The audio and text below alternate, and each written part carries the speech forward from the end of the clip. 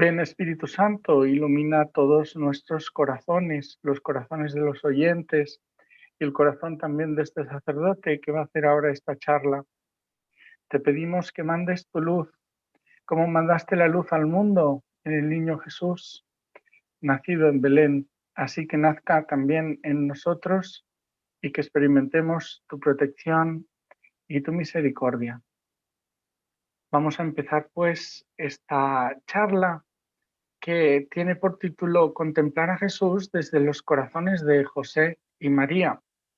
Sencillamente, qué mejor que contemplar con ellos al niño Jesús, porque ellos son los que han visto por primera vez el rostro de Dios que había estado ocultado como velado durante toda la historia de la salvación anterior a la venida de Jesús. Vamos a empezar sencillamente con un texto del profeta Isaías que hemos leído en estos días de Adviento. El texto es del capítulo 45, versículo 8. Es solamente un versículo. Dice: destilad cielos como rocío de lo alto, derramad nubes la victoria, ábrase la tierra y produzca la salvación, y germine juntamente la justicia. Este fragmento del libro de Isaías es el grito de todo el pueblo de Israel. Nadie podía ver el rostro de Dios. Eh, eh, eh, Nos dice que la Sagrada Escritura que a Moisés le fue concedido conocer el nombre de Dios, pero no el rostro. Cuando Moisés pregunta a Dios que le revele su rostro, Dios le contesta: te mostraré mi gloria, pero no te mostraré, no puedes ver mi rostro porque nadie puede verme y vivir. Y es que nadie había visto el rostro de Dios. También nos lo dice la Escritura en la primera carta de Juan, capítulo 1, 18. Nadie ha visto el rostro de Dios, solo se nos ha revelado en Jesucristo. Bien, pues mirad, ver el rostro de Dios es el anhelo de todo el pueblo de Israel. Y también encontramos este anhelo en la misma Escritura. Voy a decir algunas citas para ver cómo este anhelo era una petición constante al Señor. Lo encontramos en el libro de los Números, en el capítulo 6. Dice: es un deseo que el Señor haga resplandecer su rostro sobre ti y tenga misericordia, que el Señor alce sobre ti su rostro y te dé la paz.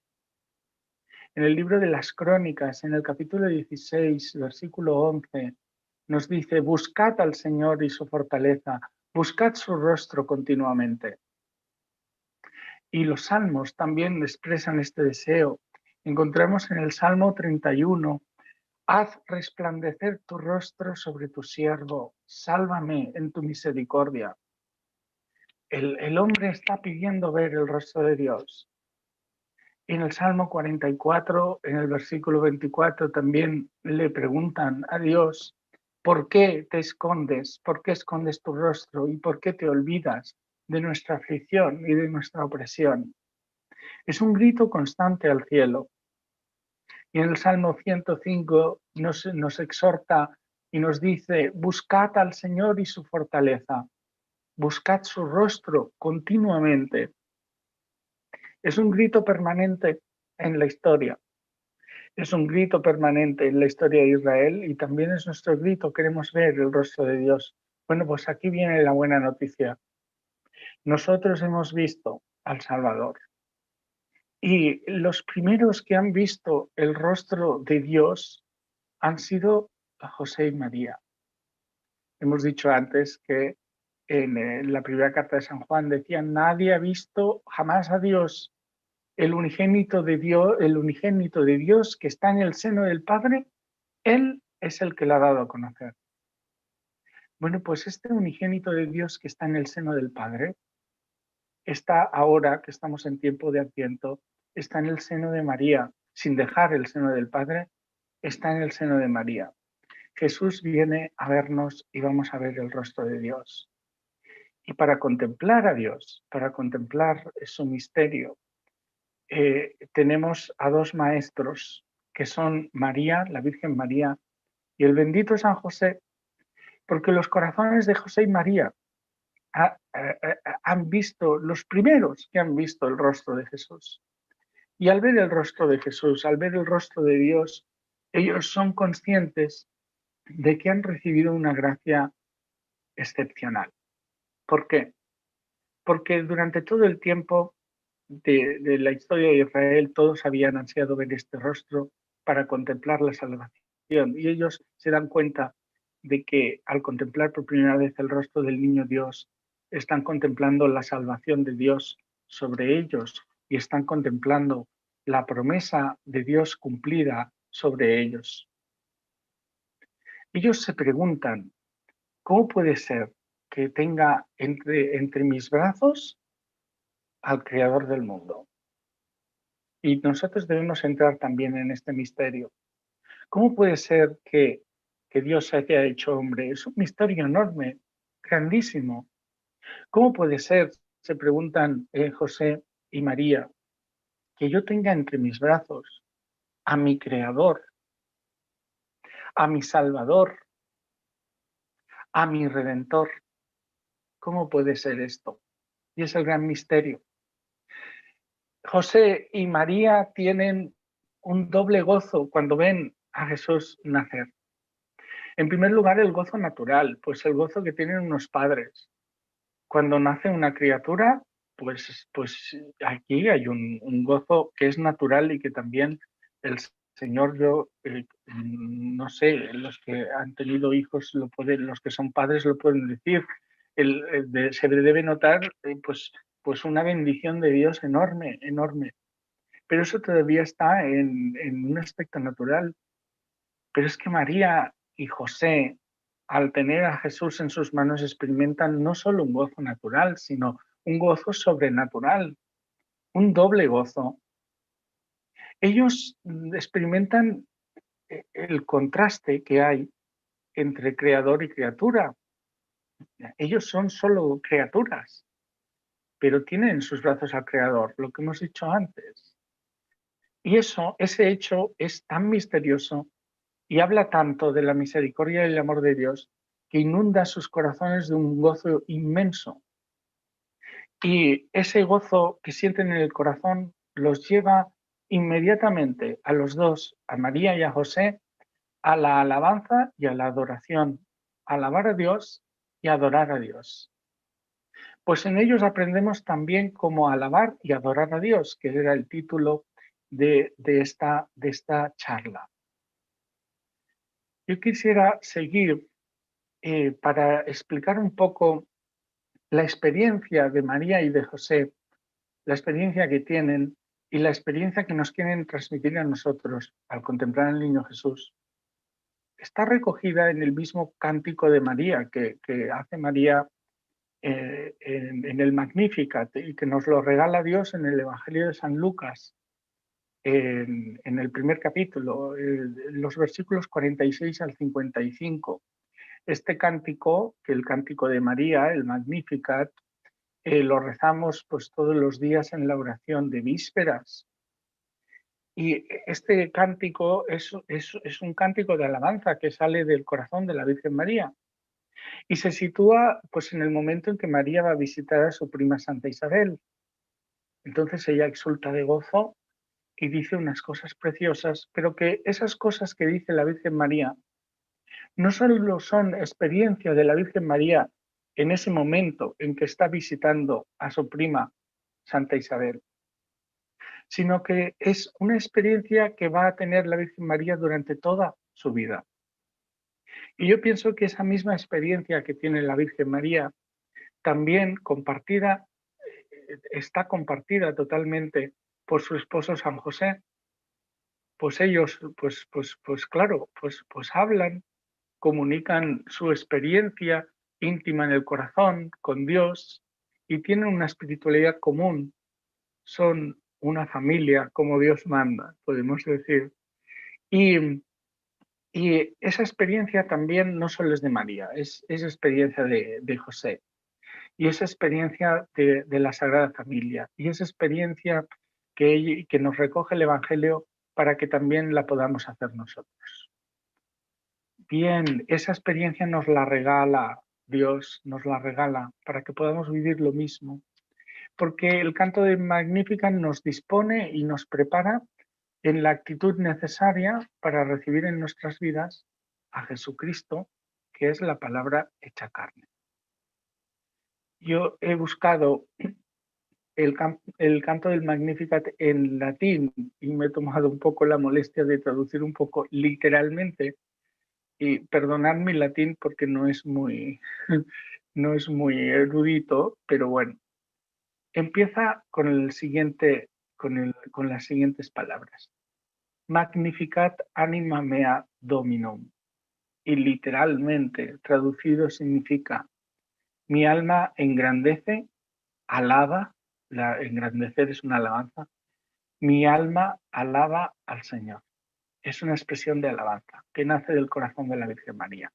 Así nos invita a nosotros también la Virgen a alabar a Jesús. Es un reconocimiento de la grandeza de Dios al verlo allí pequeño, encarnado en un niño.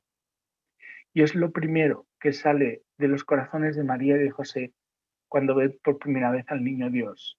Esta expresión de alabanza. Mi alma engrandece y alaba al Señor. Esa es la alegría sobrenatural que hay en el alma cuando nosotros contemplamos al Salvador. Ahí nos dice la Sagrada Familia, contempla conmigo a Jesús y experimenta esa alabanza. Alaba al Señor, porque es muy grande lo que va a hacer. Vamos a seguir con el cántico del Magnificat. Et exultavit spiritus meus in Deo salutari meo. Literalmente, y mi espíritu exulta en Dios, mi salud. Salud y salvación es lo mismo. Y también se puede traducir en Dios mi seguridad, en Dios mi salvación. La contemplación del niño Jesús recién nacido, pues cuando nosotros nos perdemos en su divino rostro contemplándolo, produce en nosotros la seguridad y la paz, porque estamos contemplando nuestra salud y nuestra salvación. Aquí la Virgen María nos habla no solo del gozo natural de dar a luz un hijo, sino del gozo sobrenatural que nace en el alma en la contemplación de ese Hijo de Dios que es tu salvación. Esta experiencia la tiene también José, y esa experiencia quiere regalárnosla el Señor a nosotros cuando contemplamos pues el pesebre. Quia respexit humilitatem anquille sue. Quien ha mirado la humildad de su esclava. María engrandece al Señor y se reconoce a la vez sencilla y esclava. Los corazones de José y de María son los más humildes de la historia, los más humildes. No puede ser de otra manera. Si nos fijamos en la humildad del pesebre, pues entendemos que Dios quiere nacer en los corazones humildes. Y si contemplamos a Jesús en su pequeñez y en su humildad, en su anonadamiento, esto tiene un término teológico que se llama kenosis, que significa anonadamiento, abajamiento. Dios se hace pequeño y eso es revelación de Dios. Y Dios se nos muestra como el humilde entre los humildes. Dios el humilde entre los dos más humildes que hay en toda la historia, que son la Virgen María y San José. La Virgen María, que es madre de Cristo y madre de Dios, se ve a sí misma como esclava ante el Señor. Y por eso, ante el niño recién nacido, yo estoy seguro que la Virgen se arrodilla y lo adora, porque ella sabe perfectamente quién es ese niño.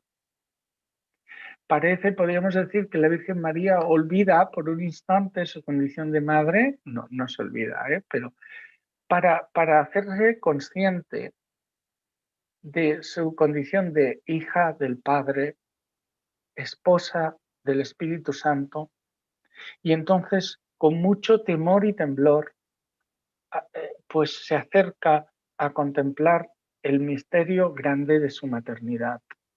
Y así estaba mirando José a la Virgen María, con ojos de ternura y totalmente con su corazón encendido en adoración y en alabanza. La esposa que tiene él es madre del mismo Dios. Qué misterio el de la maternidad de María. Qué gracia más grande. Qué inmensa bendición de Dios les ha dado a José y a María. Qué inmensa bendición viene a esta familia y qué inmensa bendición nos van a dar ellos a todos, a todo el mundo. Y así José, contemplando a María y a Jesús, también se siente esclavo de la voluntad de Dios. Y así José también se suma al fiat de María. Cuando se apareció el ángel, María dijo, hágase en mí según tu palabra. Bueno, pues San José hace su fiat a Dios, hace su hágase en mí también según tu palabra, sumándose al fiat de María. ¿Cómo nos enseña José? San José nos enseña a ir a Jesús por María y nos enseña a ir al Padre por María y nos enseña a ir al Espíritu Santo también por María y nos enseña a recibir en definitiva a la Trinidad en nuestra vida. Dios es el Emmanuel a partir de este momento. Vive entre nosotros. Emmanuel significa Dios con nosotros. Seguimos con el cántico del Magnificat. Ecce enim ex hoc beatam me dicent omnes generaciones. Porque he aquí que desde ahora me llamarán bienaventurada todas las generaciones. María recibe este don de bienaventuranza y recibe también, María recibe aquí un don de profecía, porque profetiza sobre sí misma, dice, me van a llamar bienaventurada todas las generaciones y verdaderamente va a ser así. Y ella lo dice desde la humildad del corazón y lo hace por inspiración divina. Y también San José, lleno de gozo y lleno del Espíritu Santo, es el primero que reconoce esa bienaventuranza en María. Es el primero que llama a María bienaventurada. Bueno, lo había dicho también, bendita tú, le había dicho también Santa Isabel, pero José es el primero que ve realmente la profundidad de esa bienaventuranza. Y en María se reconoce también a sí mismo bienaventurado. ¿Y por qué? Pues sencillamente porque la bienaventuranza consiste en ver a Dios. Ahora ellos tienen a Dios en sus brazos. Esa es la bienaventuranza que habían esperado todo el pueblo de Israel y ellos tienen a Dios en sus brazos y se sienten bendecidos, bienaventurados, gozosos. Se sienten con el cielo en sus brazos, se sienten en medio del cielo. Seguimos con el cántico. Quia fecit mi magna qui potens est, et sanctum nomen eius. El que hizo en mí cosas grandes es poderoso y santo es su nombre. De nuevo es una alabanza que nace en el corazón de María. Y es una alabanza de la que participa José y que está escrita en la Escritura como revelación para que nosotros también participemos de esta alabanza. El Señor ha hecho cosas grandes. Es poderoso y santo es su nombre. Este niño que contemplamos no es un niño cualquiera, es Dios hecho hombre, es el Todopoderoso, es el que hace las cosas grandes, es el que va a hacer todas las cosas nuevas, es el creador del universo entero, es el redentor del universo entero que ha quedado dañado por el primer pecado del hombre y por todos los pecados personales después a lo largo de la historia. Es la misericordia de Dios en brazos de María y de José. Y hemos de asomarnos al pesebre pues desde este asombro y admiración. Y hemos de asomarnos al pesebre y estremecernos de ternura. Dios es ternura, nos lo dice la misma Escritura, es misericordia. Su misericordia y bondad son eternas, duran por siempre. La omnipotencia de Dios se oculta y se sitúa en un velo, bajo un velo. Dios se hace sencillo y se deja mirar desde arriba. ¿Os habéis parado a pensar alguna vez en esta imagen? ¿Quién te ha de mirar desde arriba sino Dios a ti? Pero cuando Dios es pequeño, cuando Dios es el niño Jesús se deja mirar desde arriba. ¿Hay mayor humildad que esa? ¿Cómo se oculta la omnipotencia de Dios y se manifiesta precisamente desde la humildad? ¿Cuánta humildad aprendemos desde el pesebre? ¿Y cuánta humildad aprendemos de la Sagrada Familia? Et misericordia eius a progenie in progenies timentibus eum. Y su misericordia se extiende de generación en generación. Veneradla. Yo hago la traducción literal, ¿eh? Cuando se contempla el rostro del niño Jesús, cuando María y José están contemplando el rostro de Jesús, están contemplando la misma misericordia y la veneran, la alaban, la bendicen, la adoran. Jesús es la respuesta de Dios al pecado del hombre. Esto es expresión de toda la misericordia. Jesús es el cumplimiento de la promesa de Dios al pueblo de Israel. Jesús es en persona la misericordia eterna del Padre. Y con temor y temblor, por eso dice timentibus eus, significa temerle, pero no es un temor de miedo, sino que es temor y temblor de ese, perdón,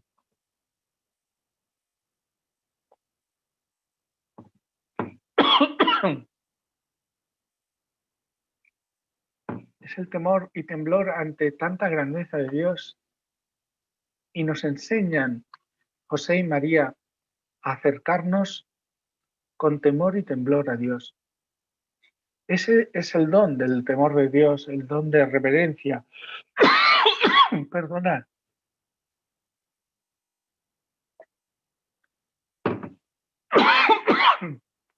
Tengo algo de tos, no os preocupéis que no es nada de virus.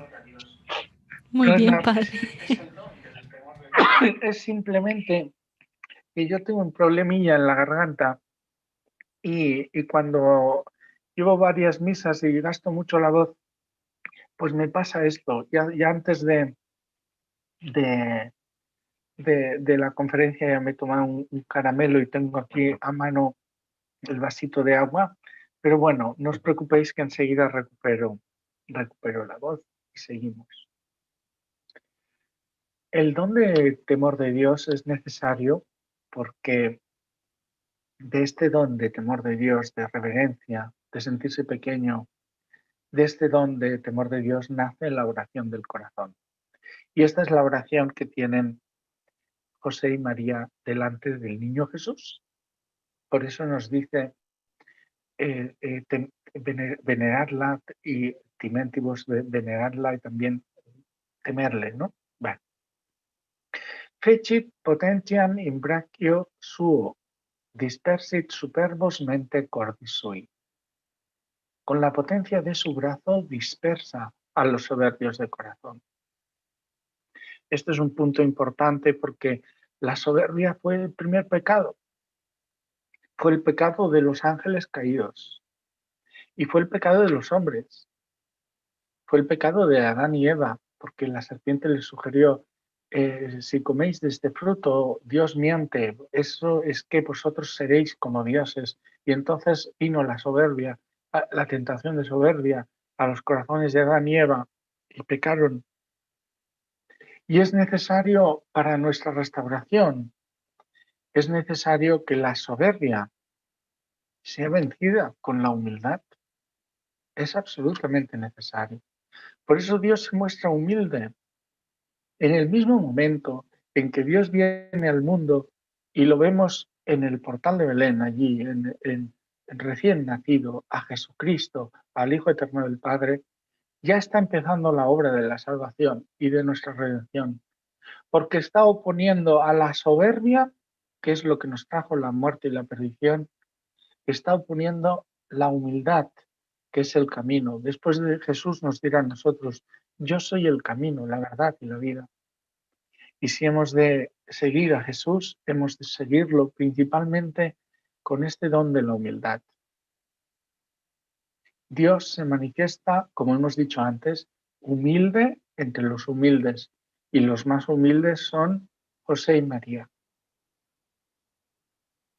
Ellos, José y María, entienden perfectamente que delante de ellos tienen al nuevo Adán, porque con la humildad ya está deshaciendo, Dios ya está deshaciendo el pecado de la soberbia, ya está haciendo al hombre nuevo. Y por su parte, San José, cuando mira a la Virgen María, ya descubre en ella a la nueva Eva.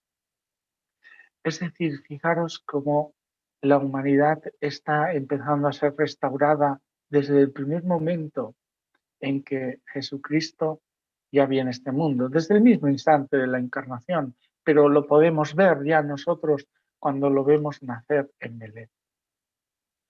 Cuando se mira al niño Dios tan frágil, uno se da cuenta en dónde radica la fuerza del poder de Dios. ¿Cuál va a ser su brazo poderoso que va a dispersar a los soberbios? ¿Cuál va a ser? ¿Va a ser la espada? No. Esos brazos van a quedar clavados en la cruz. Y el poder de Dios no se va a manifestar al estilo de lo que esperamos nosotros los hombres.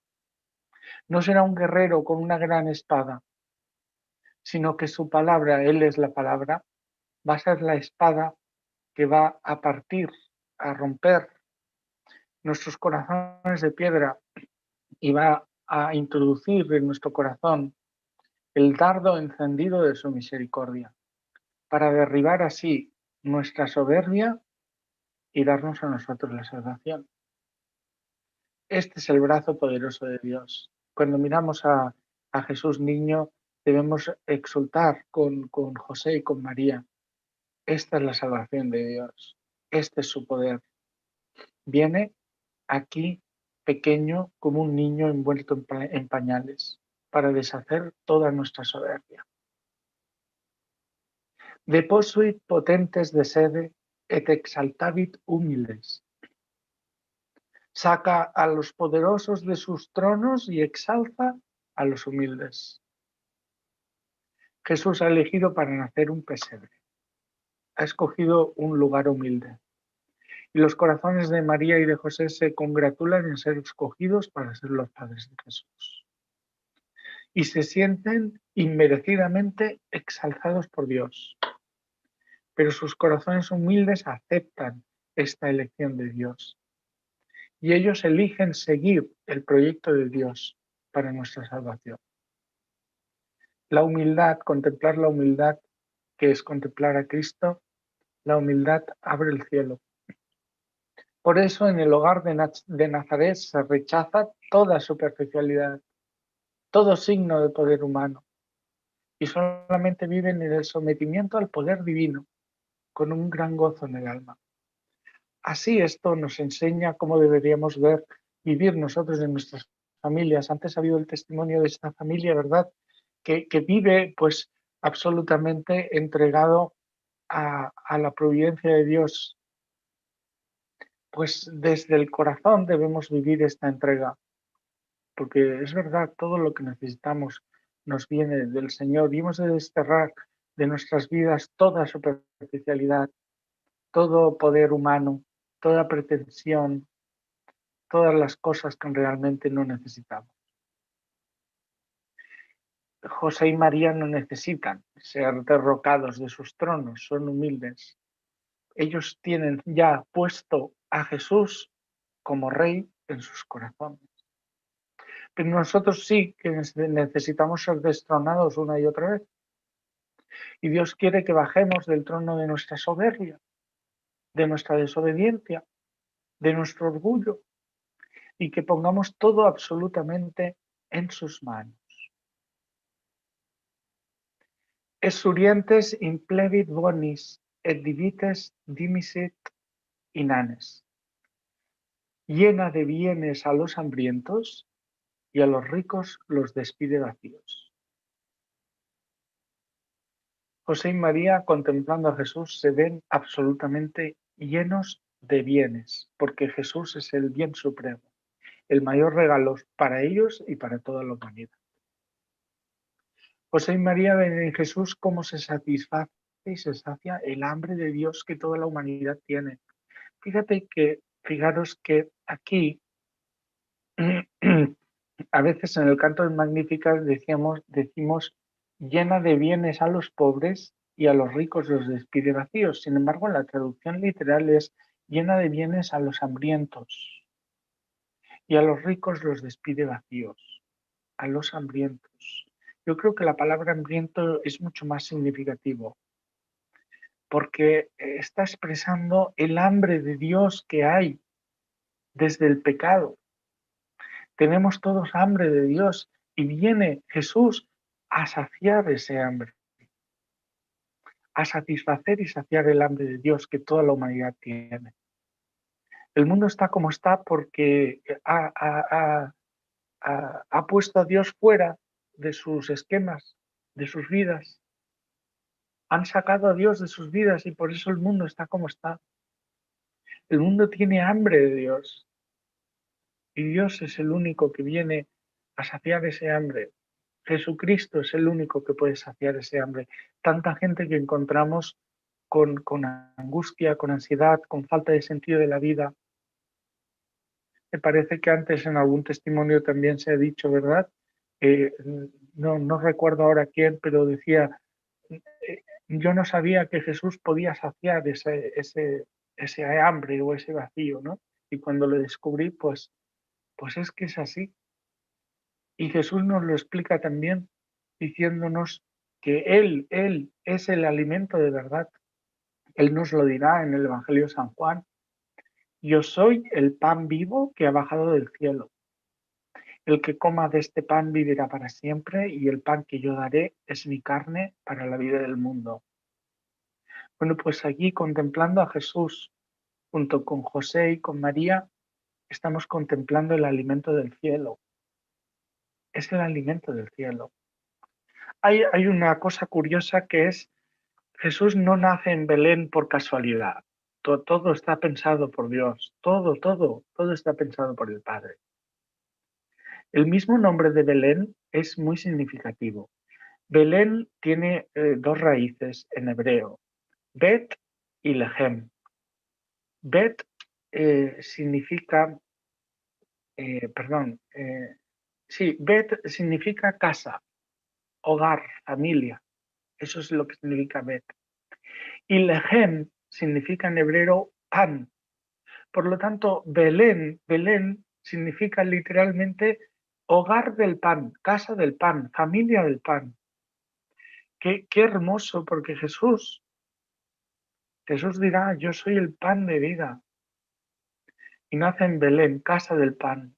Quiero explicaros una pequeña anécdota, ¿verdad? Eh, mm, bueno, San José pues no pudo estar en el momento de la Eucaristía, cuando Jesús, porque ya el Señor ya se le había llevado a su presencia, pero sí que había experimentado de alguna manera misteriosa a Jesús de Eucaristía, porque Jesús es el pan que sacia el hambre de Dios. Y quería explicaros cómo hace yo un año y medio, una cosa así, hice unos ejercicios espirituales, fui a recibir los ejercicios espirituales. Y el padre predicador nos decía, cuando nos hablaba de la Eucaristía, nos decía, yo me imagino que ese pan que tomó Jesús y que en la primera Eucaristía nos dijo, este es mi cuerpo, y ahí nos dejó por primera vez su presencia sacramentada. Y si yo me imagino que ese pan lo amasó María con sus manos, qué hermoso esto, ¿eh? Y yo pensé, pues yo también lo creo, porque si María trajo, a través de María vino la humanidad del Verbo, ¿verdad? Pues por qué no amasaría no, no cuesta para nada creer que amasara el pan con el que después Jesús instituyera la Eucaristía, ¿verdad? Y es que por María vamos a Jesús y eso también San José lo sabe y lo experimenta. Bueno, era una pequeña anécdota, ¿no? Pensar que María estaba amasando el pan que después Jesús hizo servir, que tomó en la Santa Cena, ¿verdad? Bien, pues ahora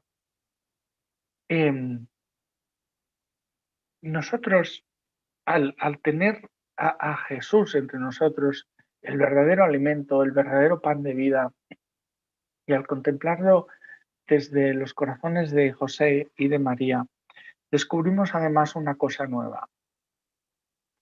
La presencia de Dios ya no está como estaba antes en el templo de Jerusalén.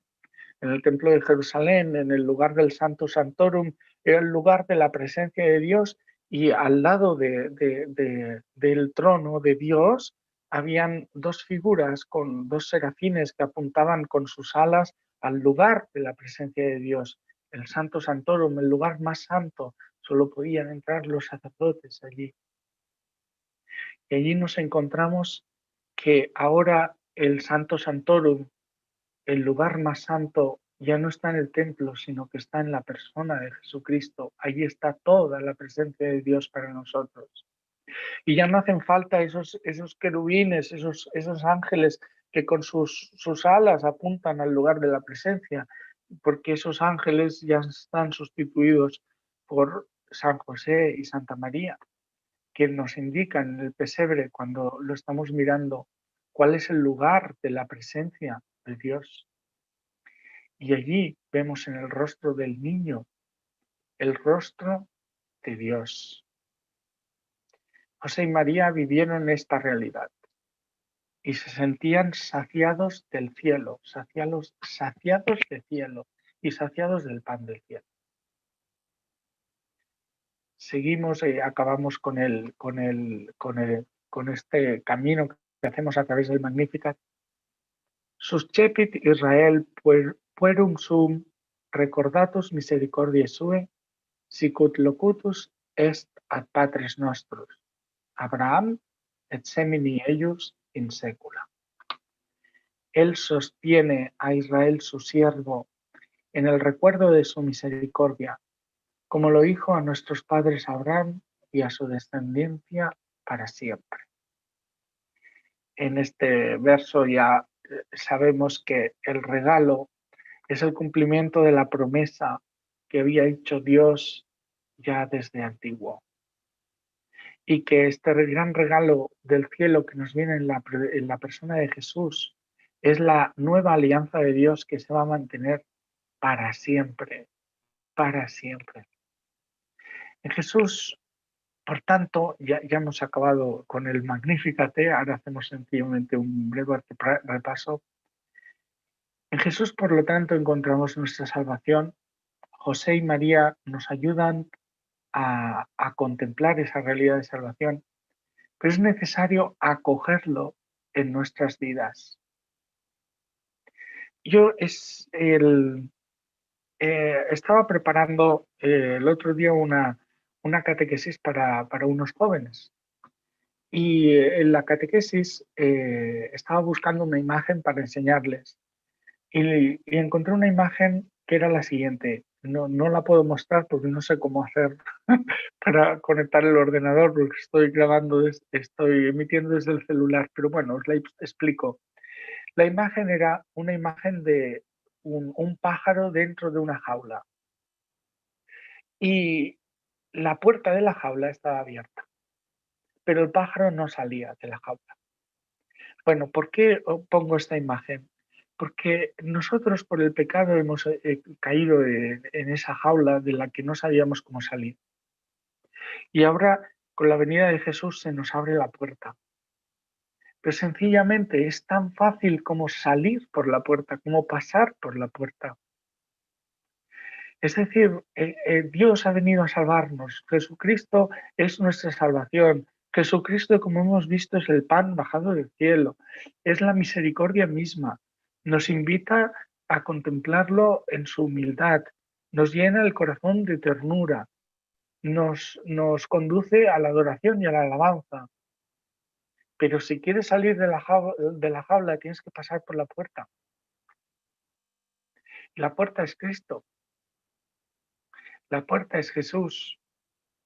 Y Él nos da al final un mensaje precioso, precioso de liberación. Ay, mira, es esta imagen. Sí, Padre, la hemos encontrado. Pues es justo esta imagen. Perfecto, perfecto, muy bien. Pues es esta imagen que están viendo, ¿eh? Está la puerta abierta, ¿por qué no sales? Porque para poder salir por esa puerta necesitamos aceptar a Jesús en nuestra vida, como aceptaron y acogieron verdaderamente a Jesús, San José y Santa María. San José, por ejemplo, cuando mira al niño Jesús, perdón, se le van todas las dudas que tenía. Si es que le quedaba alguna, que yo creo que no. Se le van todas las dudas, se disipan todos los sufrimientos. Perdón. Él elige pasar por la puerta de Cristo y la Virgen María también se suma al fiat de su esposa. Así salimos por la puerta, así nos libera Dios, pasando por Jesús, acogiendo a Jesús. Aprovechemos ahora este Adviento, perdón, para acoger con el corazón abierto a Jesús en nuestro corazón, que nos trae tantas bendiciones, que nos libera de todo nuestro pecado y que restaura aquella imagen original, aquella semejanza original que habíamos perdido por el pecado y nos hace hombres nuevos. Vamos a acabar, por tanto, pues con una oración precisamente al niño Jesús.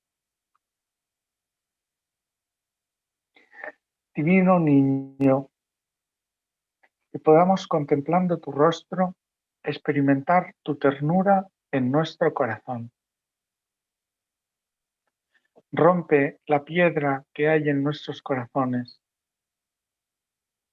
Elimina la soberbia de nuestros corazones y enséñanos a aprender del pesebre. Divino niño, acompáñanos también a contemplar a San José, tu Padre en la tierra, y a María, tu Madre. Que ellos dos también nos enseñen a acogerte, a recibirte, y que experimentemos con ellos la liberación que tú quieres darnos, la liberación del pecado, la restauración del proyecto original de Dios, del Padre, la experiencia también del Espíritu Santo en sus corazones. Divino niño, ayúdanos a recibirte bien. Prepara nuestros corazones para que cada vez haya más luz y que al final podamos ser como los que fueron a adorarte en el pesebre, para estar contigo junto con José y junto con María, para adorarte, bendecirte y alabarte siempre por los siglos de los siglos. Amén.